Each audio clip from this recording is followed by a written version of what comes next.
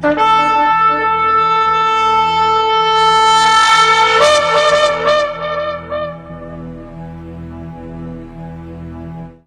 atah Yahweh Eloheinu melech haolam, asher kideshanu bemitzvotav vetzivanu, la'asok bedivrei Torah. Baruch atah Yahweh amelamed Torah leamo Israel, beshen Yeshua HaMashiach. Bendito seas Yahweh, nuestro Elohim, Rey del Universo, que nos apartas con tus preceptos y nos otorgas la bendición de estudiar tu palabra. Bendito seas Yahweh, que enseñas Torah a tu pueblo Israel, en el nombre de Yeshua, el Mesías. Amén. Vamos a compartir el tema, la ley y la gracia. Seguramente usted ha escuchado muchas enseñanzas que ilustran al Antiguo Testamento, ¿sí?, el Antiguo Pacto, como algo negativo, donde se vivía bajo las leyes, donde no existía el favor del Creador, o tal vez sí, pero en realidad el énfasis que hacen es que el Nuevo Testamento se vive bajo la gracia. Bueno, tenemos que entender que la gracia, o el gen, como decimos en hebreo, que muchos lo traducen como misericordia, la gracia es un regalo inmerecido, es el favor del Creador hacia nosotros, aunque no lo merecemos. Y si miramos la Biblia, la gracia, en el pensamiento hebreo, es una de las cualidades divinas, es una de las características de nuestro Creador. Todo lo que ha hecho Él y que hace día tras día es en su gracia, es un acto de gracia. La misma creación fue un acto de gracia. El ser humano siempre ha estado protegido por la gracia del Eterno. Hay un versículo que demuestra la grandeza del Eterno. Dice: Elohim es misericordioso y clemente. Existe un pacto respecto a estos tres atributos de la misericordia divina, que cuando los israelitas la invocan, nunca serán denegadas sus plegarias. Este atributo de Elohim es eterno. Los justos, el arrepentido, el santo, siempre estarán ante la gracia del Creador. La Torá es la revelación de las instrucciones de Elohim, del Creador, o su voluntad divina, mejor dicho, con los hombres. Es la alianza perfecta entre el pueblo de Israel, su pueblo elegido, y el Eterno. Ahora, seguramente usted verá que en el judaísmo, los judíos ortodoxos afirman que Torá comprende esa ley escrita, pero también una ley oral.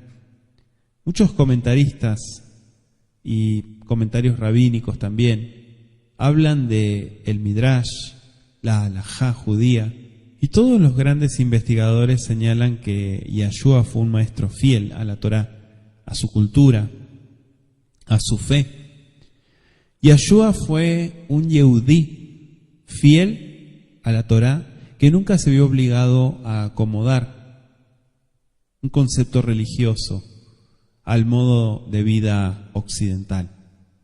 Respecto a la Torá, Yeshua dijo: no piensen que yo he venido a abolir la ley, la Torá y los profetas.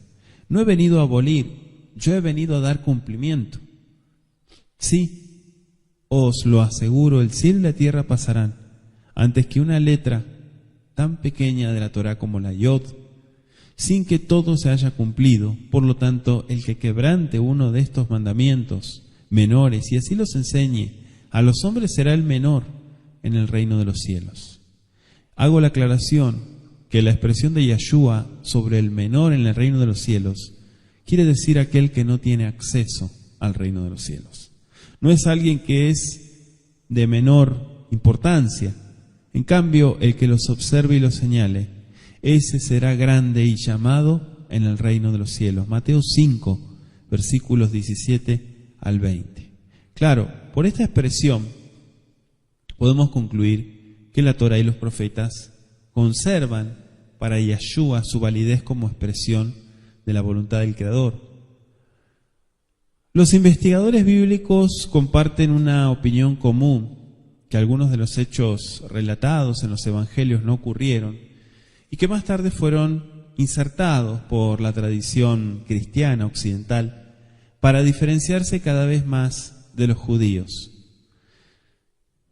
Vemos cómo los evangelios, por un nuevo enfoque y mediante retoques o maquillajes posteriores, deforman la postura de Yahshua frente a la Torá, hasta el punto de resultar a veces irreconocible. No obstante, los evangelios, leídos a la óptica de su tiempo, conservan todavía de Yahshua la imagen de un judío fiel a las observancias de las leyes del Creador. El caso típico es cuando los discípulos son acusados de arrancar espigas en Shabbat. El relato más fiel al texto hebreo es de Lucas capítulo 6, versículos 1 al 5.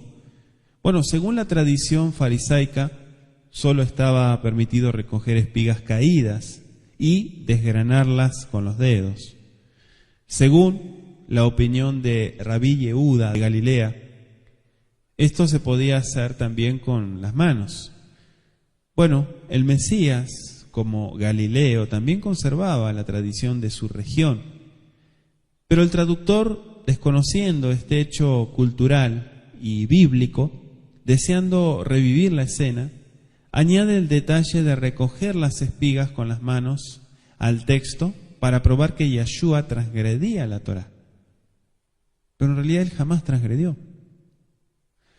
El próximo incidente es la acusación de no lavarse las manos. Seguramente lo conoce. Bueno, este mandato no formaba parte y nunca ha formado parte de la Torá, ni tampoco de la ley oral. La costumbre era lavarse las manos antes de las comidas, a discreción de cada uno y obligatorio después de las comidas, pero eso lo vemos en Tosafot, en el Tratado de Berajot 5:13. Claro, esta costumbre es una prescripción rabínica que data del primer siglo antes de Mashiach. Cualquier conocedor del judaísmo o de la historia del judaísmo sabe muy bien que sería ridículo acusar a una persona de violar la Torá por el hecho de no lavarse las manos antes de comer. Por esta razón, Yahshua apela que era tradición de hombres, a diferencia de ser un precepto divino en la Torá, en Marcos capítulo 7, versículo 8. Entonces, una vez más, el traductor está retocando el relato con la buena intención de presentar a un Yahshua violando la ley, la Torá. Otro incidente muy mencionado en los evangelios son las sanidades en Shabbat. Primero hay que aclarar que estaba permitido toda clase de sanidad con tal de que existiera la mínima sospecha de peligro de muerte. Pero cualquier sanidad estaba permitida solamente invocando la palabra sin usar medios mecánicos, como manos. Y esta era la tradición en el primer siglo. Es importante, hago un paréntesis, que usted siempre, si usted estudia la Biblia, lo estudie desde el contexto y bajo la cultura bíblica. Yahshua siempre observó esta regla sin violar el mandamiento. Si usted mira solo en el Evangelio de Juan, capítulo 9, verso 6, el escriba añade que la sanidad ocurre en Shabbat, a diferencia del relato de Marcos 8, versos 22 al 26. Solamente para sacar de contexto a Yahshua y resaltar una vez más la diferencia entre los cristianos y los judíos. Ante esta situación, Yahshua preguntó si está permitido hacer bien en este día, en Lucas 6, versículos 6 al 11. Es imposible que un fariseo se opusiera a una sanidad en Shabbat. ¿Sí? ¿Por qué? Porque si usted mira la tradición judaica, centralizado, ¿no?, en el ser humano y sus necesidades humanas, nunca negaría tal acto. Solamente una persona desconocedora de la cultura, de la tradición hebrea, de la cultura bíblica, distorsionaría este hecho.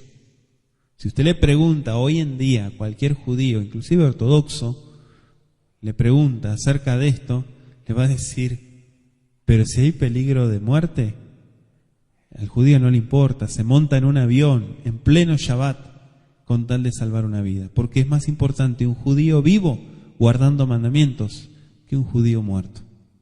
En el primer siglo la gente creía que toda enfermedad provenía de pecados cometidos como castigo. El perdonar pecados podía significar la curación. En Mateo 9, versículos 1 al 8, Yeshua prueba que el Eterno ha dado al hombre el poder de perdonar pecados, ¿sí?, de sanar por sus propias fuerzas. El pecado no tiene una relación entre el que perdona, quiere decir el sanador, y el sanado. El concepto hebreo es que el perdonar pecados es aplicar la sanidad del individuo o levantar el castigo. El sanar implicaba levantar el castigo por pecar. Hanina ben Dosa, que fue otro justo muy famoso por grandes milagros y nunca fue acusado de violar la Torá o la ley, la pregunta es ¿por qué los redactores de los evangelios tratan constantemente de presentar a Mashiach como un violador de la ley? Porque en realidad la gente ha pensado que lo que dice la Biblia estaba en lo cierto, pero las traducciones están muy incorrectas. Es muy importante que usted estudie desde el hebreo, pero sobre todo que estudie la cultura bíblica. En los evangelios constantemente presentan a los escribas y fariseos como los acusadores de Yeshua, cuando se conoce históricamente que eran gente del populacho y portavoces anónimos los que lo acusaban. Nunca hubo una relación estrecha entre fariseos y saduceos, jamás. Investíguelo. Entonces vemos muchos retoques del texto original y sería muy difícil probar esta constante hostilidad.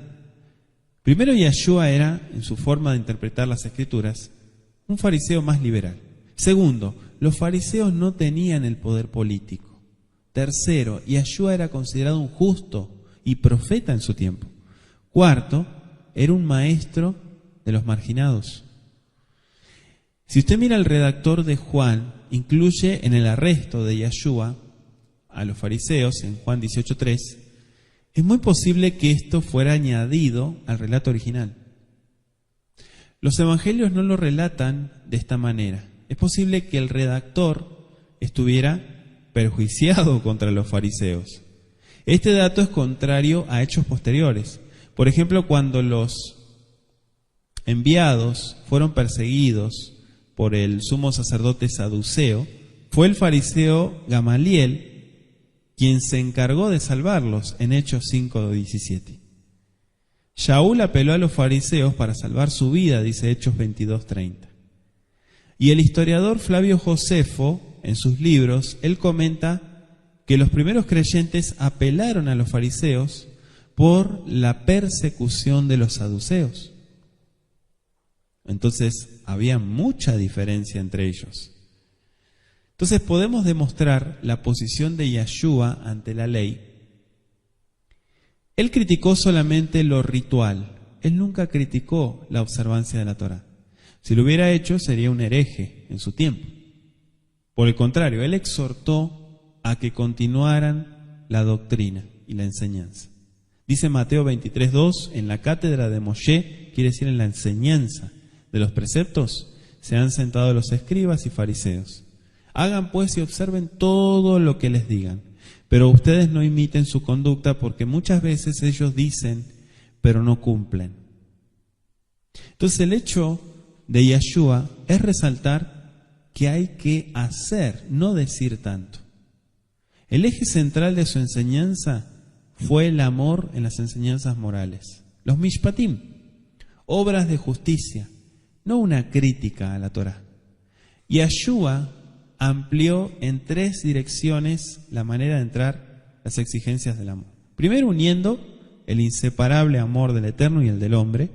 Segundo, reduciendo la totalidad de las exigencias divinas al doble mandamiento del amor al prójimo. Y tercero, él extendió el término prójimo a toda persona, no a los de la misma fe, lo cual universaliza las exigencias del amor. Entonces, con este trasfondo podemos preguntarnos, ¿habrá una nueva Torá? ¿O el Mesías anuló la Torá? Desde luego que no. Solo ocurrió cuando los gentiles helenistas convirtieron las enseñanzas de Mashiach, ¿sí?, las enseñanzas de Shaul también, en una religión greco-romana, separándola completamente de las raíces hebreas. Un judío estaba obligado a cumplir con la ley por pacto eterno a la Torá. Por el contrario, un gentil, como no obligado a cumplir. Y esta es la posición que ha generado mucho conflicto, y Yeshua nunca hizo prosélitos de los gentiles.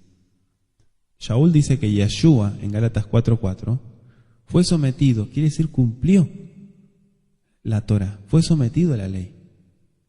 Dice Romanos 15:8, se puso al servicio de la circuncisión para demostrar la fidelidad al Eterno, ratificando las promesas hechas a los patriarcas.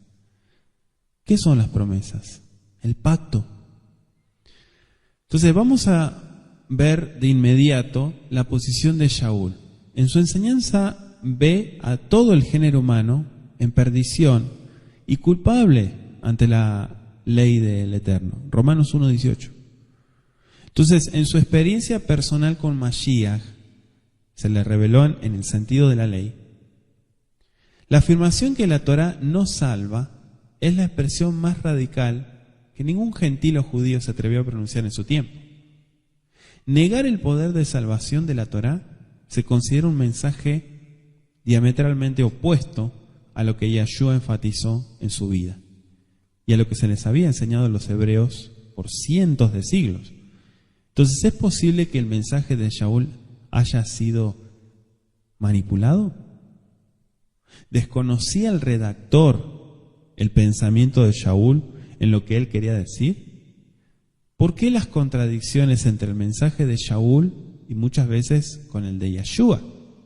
¿Por qué muchas veces Shaul es atacado, pero no entendemos, pero no le damos la importancia que tiene al texto original? Bueno, este análisis no podría terminar sin un intento de descubrir el objeto de la Torá. La llamada Septuaginta tradujo la palabra nomos en resumen de la palabra ley, Torá. Y poco a poco la comunidad creyente adoptó este concepto errado de la traducción. Y esta palabra nunca podrá resumir todo lo que es la Torá. Hay diferentes conceptos en el mundo hebreo. Están las leyes morales, la ley oral, la ley ritual, la ley de purificación, la ley mosaica que le llaman, los mandamientos, preceptos, órdenes, reglas, etc. Podríamos seguir. Pero en hebreo cada uno de ellos tiene diferentes nombres. Es imposible simplificar todos estos diferentes conceptos en una palabra ley o nomos, como lo traducen del griego. En el mundo griego la palabra nomos significa la ley cósmica que domina el orden, regulaciones, reglas del gobierno. También era el logos, la razón que gobierna las acciones morales del hombre. Si usted mira la filosofía estoica, el hombre alcanzaba libertad y vivía de acuerdo a la naturaleza en el nomos. El término nomos, en su más amplia aceptación, apenas alcanzó el significado que el término Torá implica para el Yehudí. La traducción de la palabra nomos es filológicamente correcta, pero aplicar el término a la Torá es estrechar su significado. Es como decir el verbo mashach, que es ungir, con Cristos, que es untar. Seguramente usted me va a decir, no es lo mismo. Claro que no. Porque no podemos usar palabras que van a desvirtuar o que van a distorsionar su significado. Shaul en sus cartas también utiliza diferentes conceptos en una sola palabra, como ley de pecado, ley del Mesías, ley de Elohim, ley moral, ley mosaica, ley ritual, ley del Espíritu, mandamientos. Así que, dependiendo del contexto, podremos conocer cómo él está aplicando el significado del término en la traducción. En las cartas, el autor se dirige a diferentes públicos como a gentiles, gentiles convertidos, judíos fieles, judíos que no practican la fe, filósofos inclusive, y en combinación con los diferentes conceptos que utiliza, hacen de su obra una muy técnica y fácil de ser mal interpretada. El lenguaje hebreo es muy descriptivo, es muy poético, pero sobre todo es muy espiritual, mientras que el griego es más lógico, es más filosófico, es más abstracto. Como podemos ver, no hay traducción literal para conceptos hebreos como diestra, que es el poder, Torah, fe, mandamientos, atributos de Elohim, etc. De la misma manera, no hay palabras hebreas para conceptos griegos como la Trinidad, el Logos, el alma, la inspiración. Shaul, siendo un judío, trató de explicar conceptos hebreos a gentiles en un mundo lleno de mitología, filosofía, múltiples creencias y paganismo. Esta es nuestra apreciación. La diferencia en cultura, idioma, estilo de vida hacen imposible alinear los conceptos hebreos al mundo griego. Por esta razón tenemos que tener mucho cuidado en la interpretación del Brit Hadashah, porque está lleno de hebraísmos y de conceptos culturales. El desconocimiento de muchos creyentes sobre la cultura bíblica, la cultura hebrea, el lenguaje, el idioma, las costumbres, el estilo de vida, ha ayudado al prejuicio, ha hecho erradas interpretaciones, doctrinas, ha generado nuevos movimientos, y el tema de la ley es uno de ellos.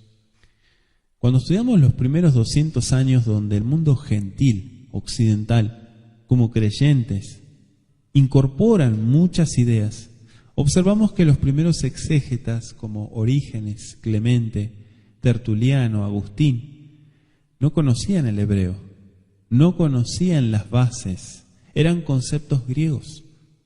Dando, comienzan a los dogmas del cristianismo. La misma situación ocurrió en la Reforma con Lutero, Calvino y otros más. No conocían bien el lenguaje hebreo ni la cultura. Por ejemplo, Shaul acostumbraba a usar la palabra circuncisión en sus cartas para referirse a los hebreos nativos, no al rito como tal. En el pensamiento hebreo, la Torá es el fundamento de la creación, es la sabiduría divina. Determina el bienestar de sus criaturas y su voluntad divina. Proverbios 3:19. Elohim, con sabiduría, con Torá, fundó la tierra, afirmó los cielos con inteligencia. La Torá es parte de la alianza con el Eterno. Dice Jeremías 32:40, sellaré con ellos un pacto eterno, que no dejaré de hacerles el bien. Génesis 17:7, concentraré mi pacto contigo y con tu descendiente después de ti, por las generaciones, por pacto eterno, de que seré tu Elohim y Elohim de tus descendientes después de ti. Shaul se expresa en tono al pacto. Dice Romanos 11, versos 28 y 29.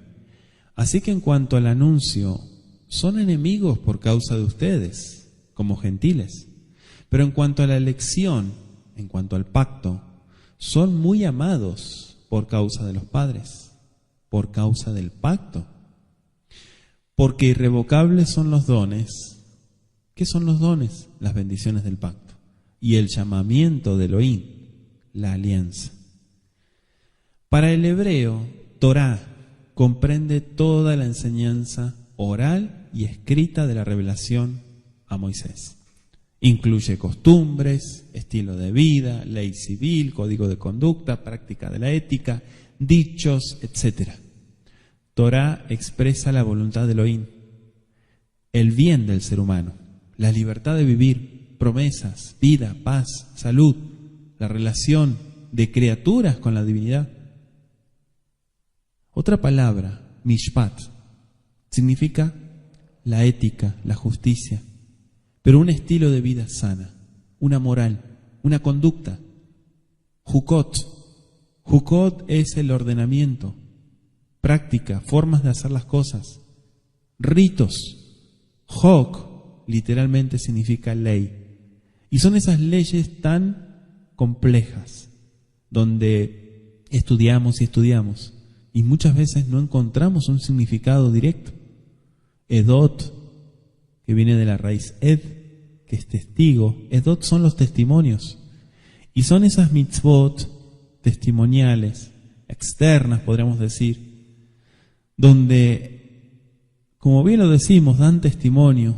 Un ejemplo, el guardar el Shabbat, la vestimenta, las comidas, las fiestas, todo ello son testimoniales. En resumen, estas son mitzvot. Pero es importante ver que también mishpat se utiliza para expresar la relación del pacto con Israel, los mandamientos éticos y morales de ese pacto. En el texto hebreo, el Eterno diferencia entre mandamientos, decretos y leyes. Dice Génesis 26:5, porque Abraham oyó mi voz y guardó mis preceptos, mis mandamientos, mis normas y mis leyes. Fíjese, Levítico 20:22, guarda pues todos mis preceptos y todas mis normas, pónganlos por obra. Levítico 26:46, estos son los decretos, órdenes y leyes que el Creador estableció entre él y los israelitas en el monte Sinaí por medio de Moisés. Es imposible resumir los diferentes conceptos hebreos en una palabra como nomos. Y aquí radica el problema para tratar de entender la posición de Shaul sobre la Torá en sus cartas. ¿Qué quiso decir Shaul? Discutimos uno de los primeros errores de traducción. Romanos 6:14, no estamos bajo la ley, sino bajo la gracia. Claro, la interpretación cristiana enseña que se refiere a la Torá. En todo el capítulo el autor está describiendo lo que es pecado, y aquí se refiere a la ley del pecado, que no tiene potestad en la gracia. Fue la separación entre la comunidad primitiva y la influencia helenista greco-romana la que se encargó de distorsionar los conceptos hebreos, y ahí nacieron los famosos dogmas del cristianismo. Para el cristianismo, Torá es solamente un sistema legal, pero no es así. Colosenses 2:14 dice anulando el acta de los decretos. ¿Qué son decretos? Dogmas que había contra nosotros, que nos era contraria, quitándola del medio y clavándola en el madero. Claro, la traducción del griego de decretos es la palabra dogma, que son prácticas paganas, no ley, como se interpreta en la cristiandad. Romanos 10:4 dice porque el fin, telos, en griego, de la ley es el Mesías, para justificación a todo el que cree. La palabra griega telos no significa final, significa propósito, objetivo, una meta para completar algo. Cuando a usted le dicen con qué fin usted está haciendo eso, con qué objetivo, con qué propósito. Ahora, en otras versiones dice porque la finalidad de la ley es que cada uno esté en el Mesías para justificación a todo el que cree. Otro dice para que redimiese a los que estaban bajo nomos. Gálatas 4:5. El versículo se refiere a la ley del pecado. Jamás se está refiriendo a la Torá, a los que están sujetos a la Torá, o a los obedientes, en otras palabras. Y le voy a leer 1 Corintios 9, versos 20 y 21. A los que están sujetos a la ley, Torá, aunque yo no esté sujeto a la ley, ley del Mesías, como sujeto a la ley, Torá.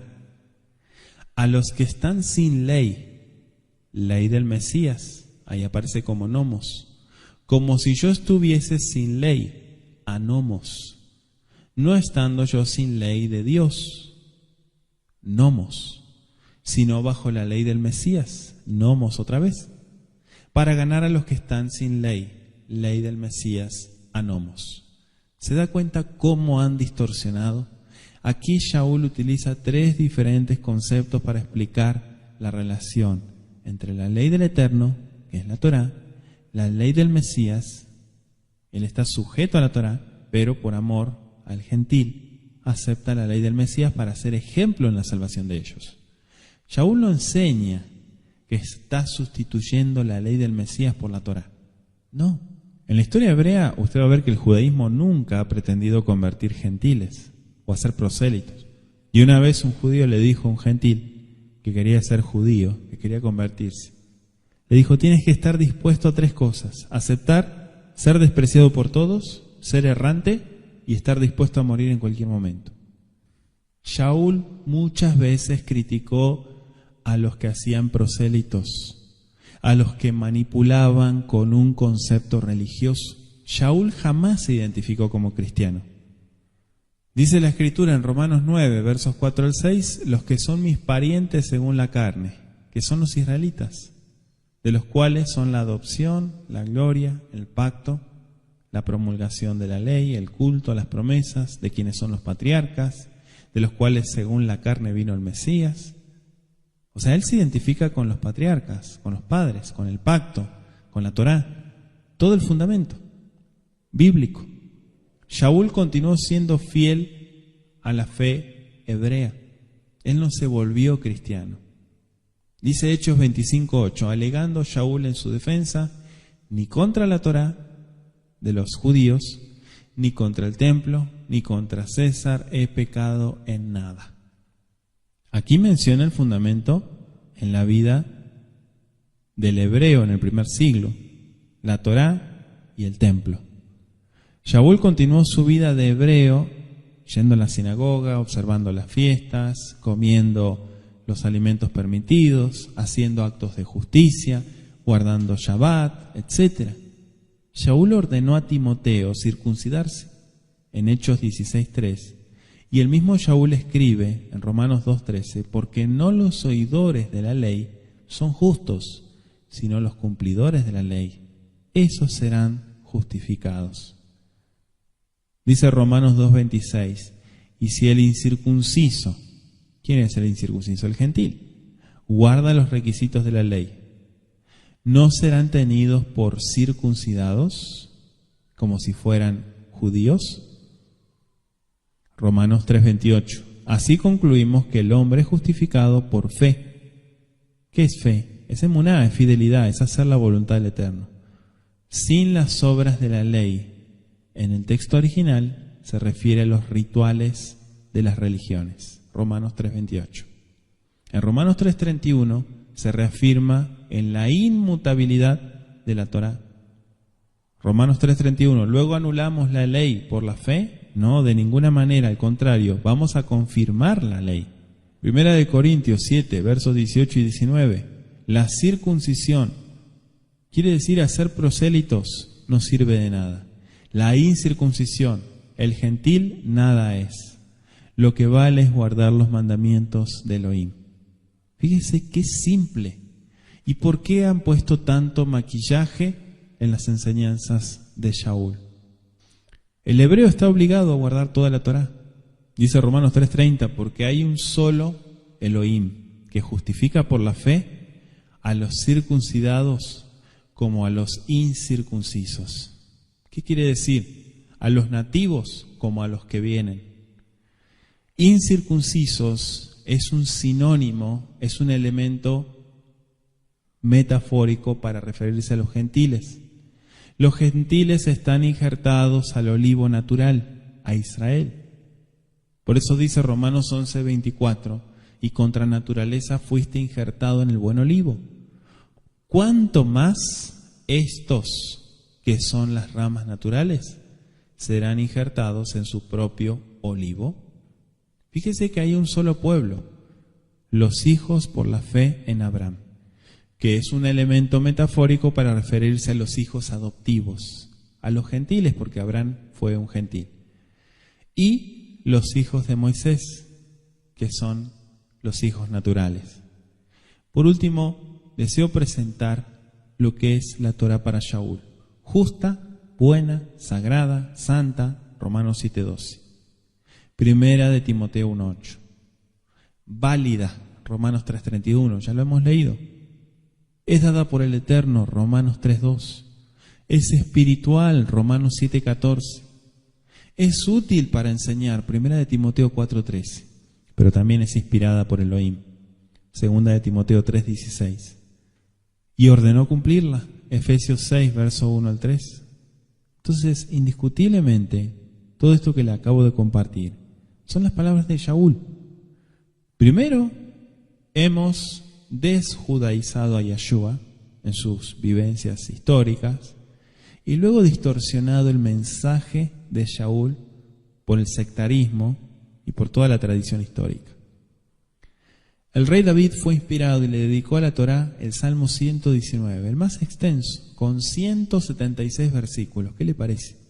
Este salmo es impresionante por la profundidad de los pensamientos del autor y su estilo sublime de redactar sus sentimientos. Y le animo a que lo lea.